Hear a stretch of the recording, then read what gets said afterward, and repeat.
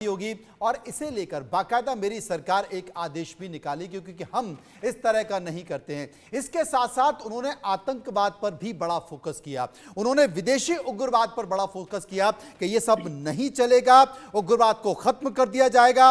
America में जो भी ड्रग तस्करी करेगा वो अब आतंकवादी घोषित होगा और अवैध घुसपैठ तो बिल्कुल नहीं चलेगी।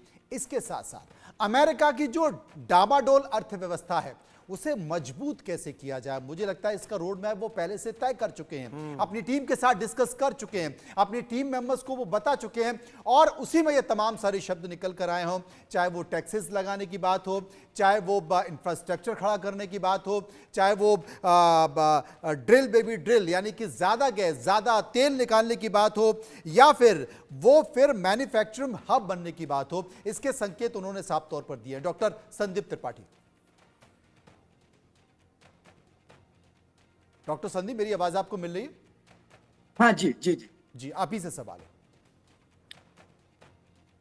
जी आपने सही कहा कि जैसे कि अभी हम यही बात को कह रहे थे कि वो जब एक्सटर्नल पॉइंट की बात करते हैं, बाहरी दुनिया की बात करते हैं, तो उनके सबसे बड़े दो औजार वो हैं उनका टैक्स और टैरिफ। ये इस बात का इंडिकेशन है कि अमेरिका की जो राजनीति है इकोनॉमिकली बहुत बूस्ट करना चाहते हैं। और देखिए, अपने कैबिनेट में उन्होंने विवेक रामास्वामी को रखा और उनको डिपार्टमेंट क्या दिया कि department of efficiency of American department. That means कि जो ब्यूरोक्रेसी है उसको लिबरेट करने की उनको कोशिश होगी, जो रेपटिज्म है उसको खत्म करने की कोशिश होगी। और साथ ही उन्होंने एक और इम्पोर्टेंट बात है, काश पटेल को कहाँ रखा, उन्होंने उनको एक special adviser on artificial intelligence की है। तो एक तरह से उनका जो स्ट्रक्चर है गवर्नमेंट का वो बहुत ही समावेशी है और फोकस्ड है। फोकस्ड इस बात को लेकर के है कि वो आईटी सेक्टर में अलग कुछ करना चाहते हैं, पांव पालने में दिख जाते हैं सर। और डोनाल्ड ट्रंप का ये भाषण वैसे ही दिखाई पड़ रहा है। मेजर जनरल ब्रजेश कुमार मेरे साथ हैं।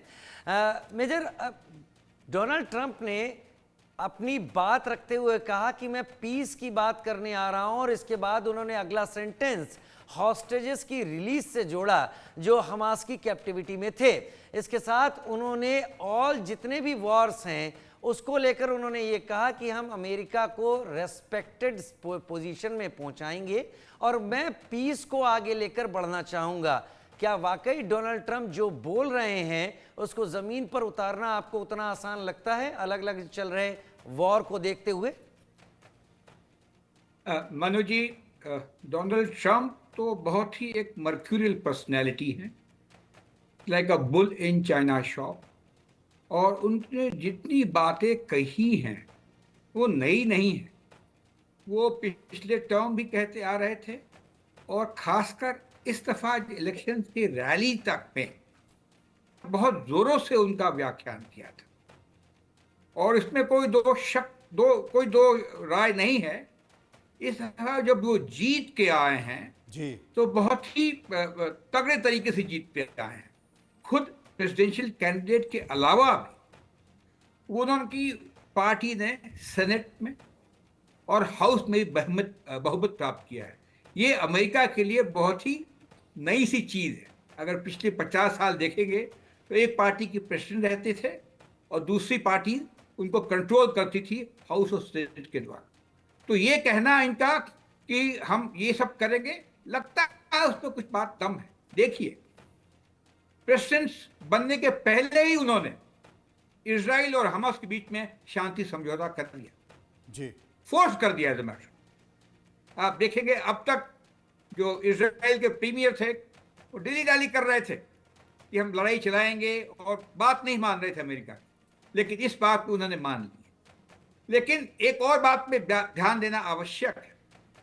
ये पहली बार है 1992 के बाद में जो यूनिपोलर वर्ल्ड में चाइना एक उभर के एक बहुत नया शक्तिशाली देश आया है जो अमेरिका को चैलेंज कर, और अमेरिका को चैलेंज इकोनॉमिकली, साइंस और टेक्नोलॉजी के द्वारा और मिलिटरीली भी पैसिफिक में, इंडियन ओशन में कर रहा। तो ट्रंप साहब इसकी पूरी तैयारी कर रहे हैं और इसकी जितने भी जो प्रोफेसीज हैं, जो भी उनके कदम उठाए हैं, इसी के लिए रखे हैं कि चाइना की जो चैलेंजर है उसको काबू में कर दिया जाए। आपका सवाल था कि क्या ये अमेरिका स्ट्रांग बनना चाह रहा है, अफगानिस्तान से पीछे आया था। अगर आप हिस्ट्री देखेंगे तो वियतनाम की जो कहानी थी 1960 और 70 में, तब से अमेरिका पीछे आता रहा। अमेरिका गया था इराक में, अमेरिका गया था लिबिया में, क्या करके आया? कोई बहाने बनाए थे? तो वैसी बात नहीं है, दुनिया काफी बदल चुकी है और वो देखा गया है, देखा जा रहा है। फोर्स के द्वारा, बल के द्वारा आप चीजें नहीं कर सकते हैं दूसरे देश में और इंटरनेशनल एनवायरनमेंट।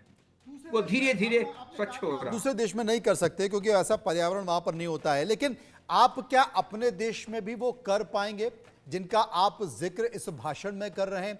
क्योंकि एक बड़ा जो अवैध हथियार हैं, हथियारों का गढ़ है अमेरिका। हर व्यक्ति के पास अवैध हथियार वहां पर होते हैं और वो उस तरीके से खुली बोली भी वहां पर रखती है।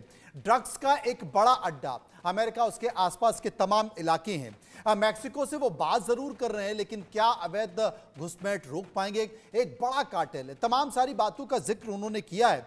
तपन भारती साहब, क्या इतना आसान है जितनी आसानी से डोनाल्ड ट्रंप ने कहा है? देखिए, ट्रंप के अंदर में हौसला बुलंदी पर है। उनके काम करने का तरीका मुझे याद आ रहा है जैसे बहुत। तपन सर, आपकी आवाज में थोड़ी सी दिक्कत है। मैं जल्दी कोशिश करवाता हूं कि आपकी आवाज थोड़ी साफ हो जाए। लेकिन डॉक्टर संदीप त्रिपाठी, सवाल मनोज ने जो पूछा, इसका जवाब आप दें।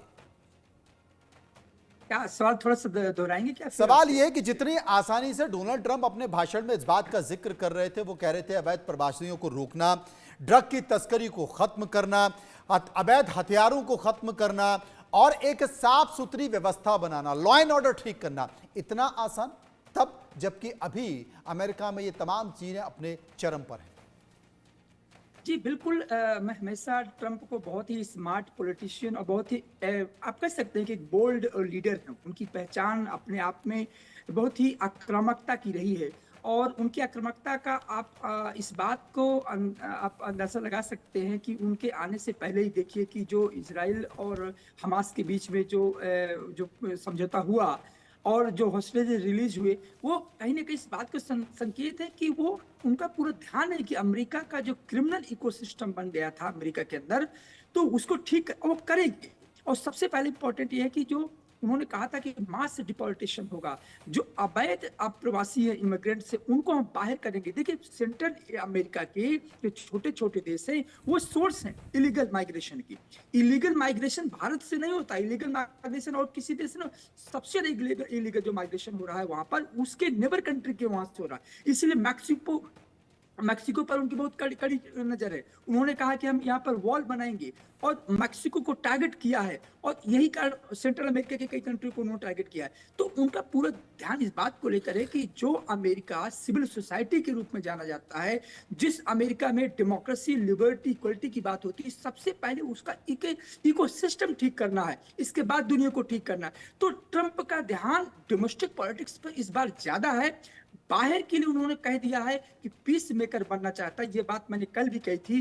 ट्रंप का पूरा ध्यान है कि उनको नोबेल शांति का नोबेल पुरस्कार मिले और इस बात के लिए प्रयास में हैं और उनमें वो क्षमता भी है। ये भी मैं आपको बता दूं, ट्रंप में वो क्षमता और कन्विक्शन है कि वो बट उनकी पॉलिटिक्स में नहीं है। उनके पॉलिटिक्स में ये है या तो इधर या तो उधर, और यही कारण है नेतन्याहू एक बार में समझ गए कि अब आगे कुछ डिसीजन नहीं ले सकते हैं। अब ट्रंप आ चुके हैं, हमें पैक्ट करना ही पड़ेगा। और यही बात हमास ने भी समझ गया कि हमें कहीं ना कहीं एग्रीमेंट में आना होगा। शांति का नोबेल पुरस्कार तो मोहम्मद यूनुस को भी मिला हुआ है, लेकिन क्या कर रहे हैं वो? मोहम्मद यूनुस खुद अमेरिका के कठपुतली हैं। वो बाइडेन एडमिनिस्ट्रेशन की देन थी और ये सब अमेरिका की ही देन थी। तो वो एक अलग विषय है कि नोबेल पुरस्कार पा करके बात कर रहे हैं, लेकिन मतलब कुल मिला के ये कि अमेरिका खुद नहीं करेगा, अब दूसरों से करवाएगा। जो हमेशा करवाता रहा है, उसको उसमें ये नई बात नहीं है।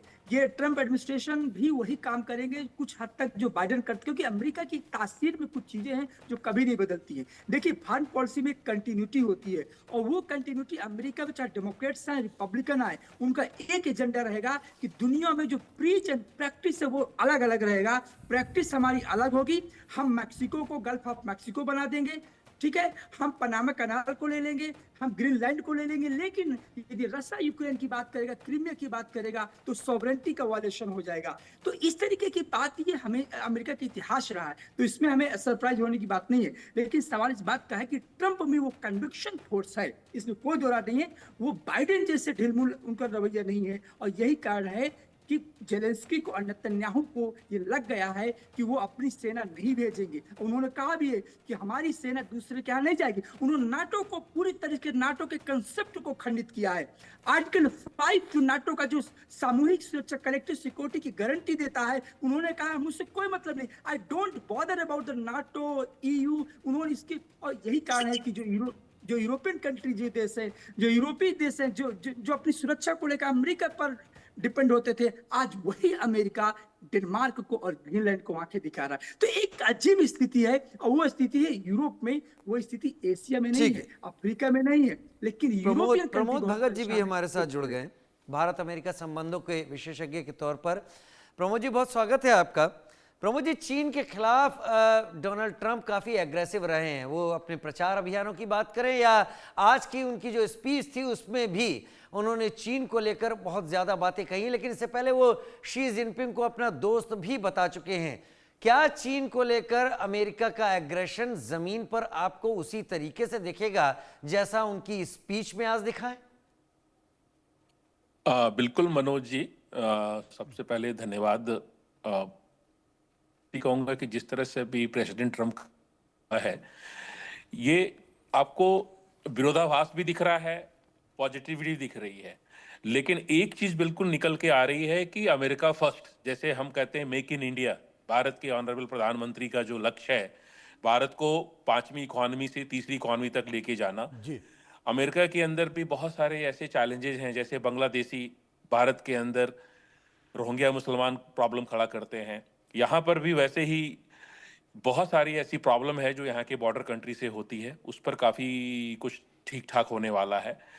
और जो युद्ध में अमेरिका का जो रिसोर्स है, पैसा है जो वेस्ट हो रहा है, उसको पॉजिटिव की तरफ लगाना, यहाँ की जनता इन्फ्लेशन से बहुत परेशान है, तो काफ़ी कुछ यहाँ बदलने वाला है। नए वसंत का इंतजार हो रहा है, वसंत भारत में भी आ चुका है आने, और यहाँ पर भी उसी वसंत में नई कोपलें, नए ढंग से पॉजिटिविटी की तरफ अमेरिका भी बढ़ेगा, क्योंकि डेफिनेटली लास्ट 2 इयर्स में, बाइडेन के जो लास्ट 2 इयर्स बहुत ही मतलब कि कंट्रोल एडमिनिस्ट्रेशन का ऑलमोस्ट हटता जा रहा था, इलीगल इमिग्रेंट, वॉर, तो इन सब चीज़ों से मुक्ति मिलेगी। और जहाँ तक H1 वीज़ा, और भारत को डरने की इसलिए भी जरूरत नहीं है क्योंकि खुद एलन मास्क, विवेक स्वामी जी, सभी लोगों ने कह चुके हैं कि जी वो वेलकम करते हैं, वो व्यवस्था और बेहतर होने वाली है, वो व्यवस्था बेहतर होने वाली है। कुल मिलाकर एक सकारात्मक संकेत देने की कोशिश की है अमेरिकन फर्स्ट के तहत, और किस तरीके से ग्लोरीफाई अमेरिका बन सके, अमेरिका चमक सके, तमाम ऐसी चीजें जो अमेरिका ने छोड़ दी थी, अब उन पर भी अमेरिका पूरी तरह से फोकस करने जा रहा है। लेकिन अगर दूसरे देशों के साथ अमेरिका के संबंध, चाहे वो भारत हो, पाकिस्तान हो, बांग्लादेश हो, चाइना हो, यहाँ पर चाइना भी एक बड़ा महत्वपूर्ण है, और वो भी अमेरिका के बराबर लगातार उपस्थिति दर्ज कर रहा है, अमेरिका को कभी कभी चैलेंज भी करता है, यहाँ तक कि वो खुलेआम अपने गुब्बारों के जरिए, अपने तमाम संयंत्रों के जरिए वो अमेरिका की धरती पर अमेरिका की जासूसी भी करता है। इस तरह के भी संकेत आते हैं, और कहीं ना कहीं मुझे ऐसा लगता है राजीव कि अमेरिका को भी लगता है कि आने वाले समय में चाइना अमेरिका के लिए बड़ा खतरा हो सकता है। इसलिए यहां पर युद्ध की बात नहीं, यहां पर हथियारों की बात नहीं, मैन्युफैक्चरिंग या फिर तमाम आर्थिक नीतियों के जरिए भी चाइना को चैलेंज देना होगा। राजीव जी हाँ, और वो डोनाल्ड ट्रंप के भाषण में बहुत साफ रूप तरह से झलका है। चीन को चुनौती देने की इससे बेहतर उनकी कोशिश और कोई नहीं हो सकती है, जहां पर वो मैन्युफैक्चरिंग सेक्टर में अमेरिका को फिर से लीडर बनाने की कोशिश कर रहे हैं। अगर इसका आधा भी वो कर पाते हैं तो चीन के मैन्युफैक्चरिंग सेक्टर को एक बड़ी चोट पहुंचनी तय है। और major general retired Brajesh Kumar defence expert इस वक्त हमारे साथ मौजूद हैं। ब्रजेश जी, मैं आपसे एक चीज़ पूछना चाहता हूँ। अक्सर ये कहा जाता है कि साहब भारत के लिए बहुत सकारात्मक और सहयोगात्मक व्यवहार अमेरिका का रहा है, लेकिन ये भी कहा जाता है कि भाई चीन अमेरिका की जो विदेश नीति है या अमेरिका की जो कूटनीति है वो कभी बदलती नहीं है, वो हमेशा वही रहती है, चेहरे बदलते रहते हैं। उदाहरण के तौर पर डीप स्टेट को देखा जाए, यहाँ भी जॉर्ज सोरोस देखे गए, तो क्या डीप स्टेट की जो एक्टिविटीज जो दूसरे देशों में है वहां पर नकारात्मकता पैदा करती है वो खत्म हो पाएगी? मनु जी देखिए, ये जो फॉरेन रिलेशनशिप है वो कंट्री स्पेसिफिक है। हम सब लोग हैं, दोस्ती से बात नहीं चलती, सेल्फ इंटरेस्ट से बात चलती। ट्रंप हो या हमारे मोदी जी हो या कोई और, ये एक समझना एक गलत चीज है कि उनकी हमारी दोस्ती है इसलिए हमारा काम हो जाएगा। जी नहीं, भारत भी एक मजा हुआ एक बड़ा देश है जो अपने वेट या वेट से ऊपर ही पंच करता है। तो ये जो क्रिया है डीप स्टेट की, ये तो गेम्स हैं जो नेशंस प्ले करते हैं। ऑल नेशंस जो बड़े हैं जिनमें क्षमता है वो इस तरह की गेम खेलते हैं, उसके रुख बदली हो जाते हैं, उस तरह के रुखों से बदली हो जाते हैं।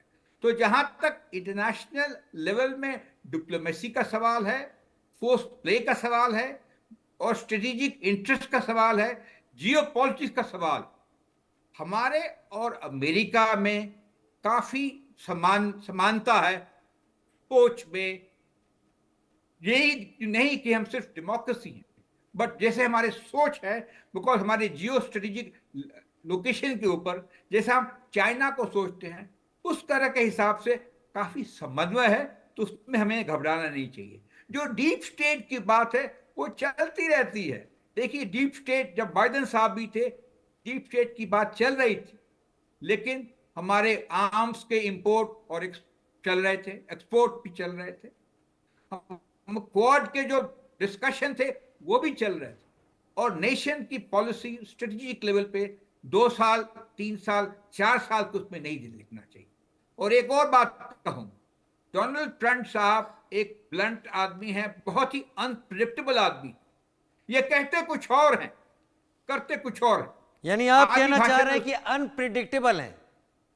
एब्सोल्युटली। अगर आपने भाषण सुना होगा, वो कह रहे हैं हम अमेरिका में बिल्कुल फ्रीडम लाना चाहेंगे, हम चाहेंगे कोई स्टेट किसी लोगों के पीछे नहीं पड़े।